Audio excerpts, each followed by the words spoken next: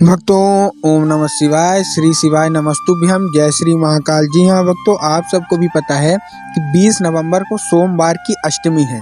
तो सोमवार की अष्टमी का ये जो महापर्व है, इसमें आपको कौन से उपाय करने हैं कि आपकी सारी मनोकामना भगवान भोलेनाथ अवश्य पूरी कर दें। तो इस वीडियो में मैं आपको यही बताने वाला हूँ। ध्यान से उपाय सुनिएगा, ध्यान से ये पूरा करिएगा। अगर आपने इस उपाय को कर लिया तो आपकी सारी मनोकामना पूरी होगी, अवश्य रूप से होगी।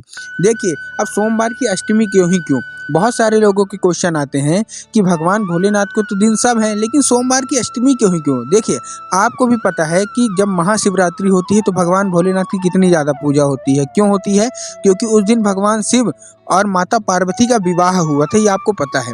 लेकिन उससे भी बड़ा ये सोमवार की अष्टमी है। क्यों? क्योंकि इस दिन भगवान शिव और माता पार्वती का मिलन हुआ था। तो मिलन का दिन बहुत ही शुभ माना जाता है। इसलिए पूज्य गुरुदेव कहते हैं कि जो कोई भी व्यक्ति, या तो पुरुष हो या तो महिला, इस दिन ये उपाय करता है, सोमवार की अष्टमी को उपाय करता है, उसकी सारी मनोकामना भगवान शिव तो करते ही हैं, लेकिन माता पार्वती उससे भी पहले कर देती हैं। ठीक, तो आपको करना क्या है, ध्यान से समझिएगा।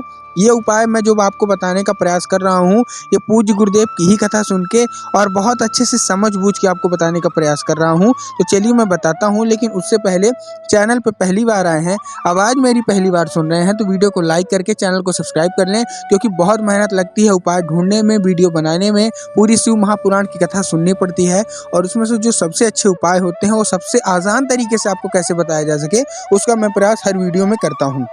तो देखिए, 20 नवंबर को सोमवार की अष्टमी है, जिसको हम लोग गोपाष्टमी भी बोलते हैं। ठीक ना? शिव महापुराण के अनुसार भगवान शिव और माता पार्वती का मिलन का दिन बताया जाता है सोमवार की अष्टमी को। अब आपको करना क्या है, ध्यान से समझिएगा। 31-31 का ये उपाय है। 31-31 का उपाय आपको कैसे समझना है? 31-31 का उपाय आपको ऐसे समझना है कि आपको 31 चीज़ों से उपाय करना है। कैसे? ध्यान से समझिएगा। आपको लेना है 31 चावल के दाने। अब 31 जो आपके चावल के दाने लेने हैं, उनमें से आपको ध्यान रखना है कि जो 31 आपने चावल के दाने लिए हैं, वो कहीं से खंडित नहीं होने चाहिए, सफ़ेद होने चाहिए, पूरे साबुत होने चाहिए। ठीक, बहुत सारे लोग ये उपाय कर चुके होंगे पहले भी, लेकिन उनको फल नहीं मिला। फल न मिलने का एक ही कारण है, क्योंकि उन्होंने साबुत नहीं लिया, खंडित लेके चले गए और ज़्यादा या कम भी लेके चले गए। ना आपको 30 लेना है, ना आपको 32 लेना है। आपको कितने लेने हैं? 31 चावल के दाने आपको लेना है और 1 लोटा जल लेके पहुँच कहाँ जाना है? शिव मंदिर के आपके द्वार पहुँच जाना है, शिव मंदिर पहुँच जाना है। अब आपको करना क्या है, ध्यान से समझिएगा। आपने एक हाथ में 31 चावल के दाने ले लिए और एक हाथ में 1 लोटा जल। अब आपको दक्षिण दिशा की ओर खड़े होके, अब दक्षिण दिशा क्या होती है, ये भी एक प्रश्न है। आपको जलाधारी आप जानते होंगे, जहाँ से जलाधारी से जल गिरता है ना, उसके जस्ट अपोजिट साइड, उसका जो भी विपरीत साइड होगा, वो होता है दक्षिण दिशा भगवान शिव के मंदिर का। तो आपको दक्षिण दिशा की ओर खड़े होके पहले तो आपको जो चावल है, वो शिव महापुराण की कथा कहती है कि सबसे पहले आपको क्या करना है, जो आपने चावल लिया है उसको आपको शिवलिंग के ऊपर अर्पित करना है और जो भी मनोकामना है वो मांग लेनी है। अर्पित करते ही उसके बाद 1 लोटा जल जब आप चढ़ाएंगे तो कुंडकेश्वर महादेव का नाम लेके आपको चढ़ाना है। कौन से महादेव का? भगवान शिव का ही एक नाम है, कुंडकेश्वर महादेव। तो आप जब जल चढ़ाएंगे तो कुंडकेश्वर महादेव का आपको जल चढ़ाना है नाम लेके, और अपनी जो भी मनोकामना है वो मांगनी है। उसके बाद हम आते हैं दूसरे उपाय में, ये भी 31 का ही है। 31 का कैसे? आपको 31 काली मिर्च लेनी है। अब बहुत सारे लोगों के मन में कंफ्यूजन आता है कि तिल लेनी है कि काली मिर्च लेनी है, काली तिल लेनी है कि काली मिर्च लेनी है। मैं आपको अच्छे से बता रहा हूँ, काली मिर्च लेनी है। क्या लेनी है? काली मिर्च, वो भी 31। अब आपको क्या करना है, 1 लोटा जल लेना है और 1 लोटे जल में आपको 1 बूंद शहद का मिला लेना है घर से ही। ठीक है ना? सोमवार की अष्टमी को ही करना है।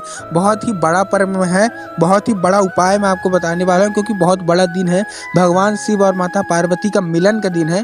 पूज्य गुरुदेव कहते हैं कि इस दिन जो भी उपाय करता है, सारी मनोकामना अवश्य रूप से पूरी होती हैं। इसलिए सोमवार की अष्टमी का महत्व महाशिवरात्रि के ही बराबर है। तो आप ये समझिए कि छोटी महाशिवरात्रि ही है। तो मन से करिएगा उपाय, ध्यान से करिएगा उपाय। आपको क्या लेना है? 31 काली मिर्च, 1 लोटा जल। अब 1 लोटे जल में आपको क्या करना है, 1 बूंद आपको शहद का मिला लेना है और 1 बूंद शहद का मिलाने के साथ साथ जो आपने 31 काली मिर्च लिए हैं, वो भी आपको उसी लोटे में डाल लेनी है जिसमें आपने शहद मिलाया, और पहुंच जाना है शिव मंदिर। अब फिर से आपको दक्षिण दिशा में ही खड़े होके एक बहुत अच्छा नाम लेके करना है। कौन सा नाम मैं बताता हूँ, लेकिन आपको ध्यान रखना है कि आपको दक्षिण दिशा में ही खड़े होके उपाय करना है। अभी मैंने आपको दक्षिण दिशा बताया कि जलाधारी को जो विपरीत साइड होगा, उसी को हम दक्षिण दिशा बोलते हैं।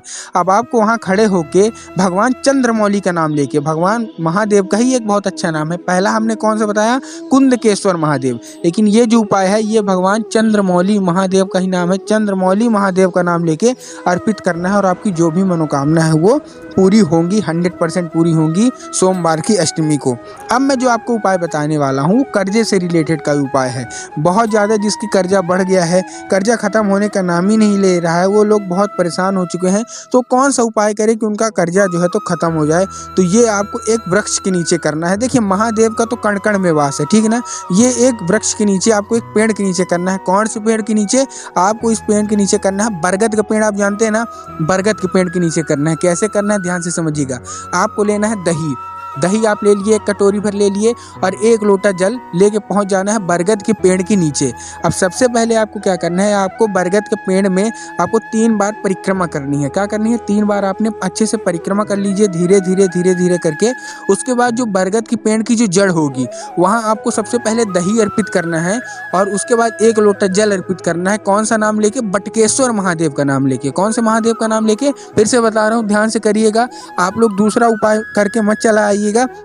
वहाँ आपको क्या करना है, बटकेश्वर महादेव का नाम लेके वो जो आपने दही है उसके बाद जो जल है वो अर्पित करना है और अपनी जो भी मनोकामना है वो मांग लेनी है। पूज्य गुरुदेव कहते हैं कि जो कोई भी महिला या पुरुष ये उपाय करती हैं, कोई कंपलसरी नहीं है कि महिला ही करें कि पुरुष, जिसका भी मन हो महादेव की वो कर सकते हैं और आपकी सारी मनोकामना महादेव अवश्य पूरी करेंगे। लास्ट का जो उपाय है वो में पढ़ाई से रिलेटेड है।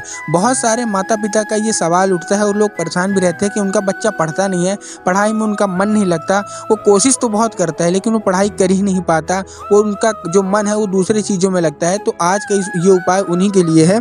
आज जो मैं आपको बताने वाला हूँ ध्यान से सुनिएगा। आपको क्या करना है, जितनी भी माताएं बहनें हैं उनको लेना है एक बेलपत्र। अब बेलपत्र में भी अच्छे से आपको ध्यान रखना है कि कहीं से खंडित नहीं होना चाहिए बेलपत्र, मतलब फटा उटा कहीं से नहीं होना चाहिए, अच्छा हरा होना चाहिए, मुरझाया हुआ भी नहीं होना चाहिए। अब सभी माताएं बहनें क्या ले ली, आपने बेलपत्र ले ली।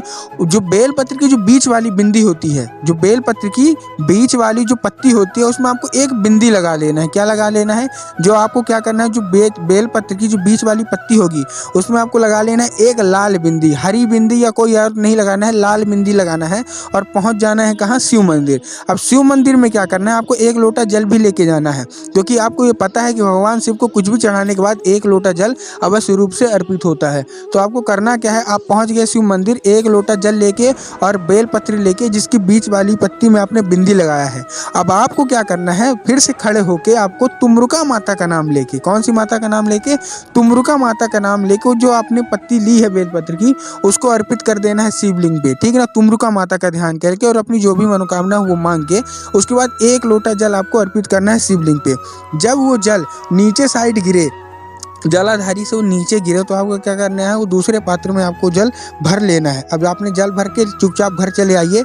जब भी आपका बच्चा पानी मांगे पीने को, कुछ भी मांगे पीने को, तो आपको उसी का जो आप पानी देंगे उसी में आपको 1 बूंद इसका मिला देना है।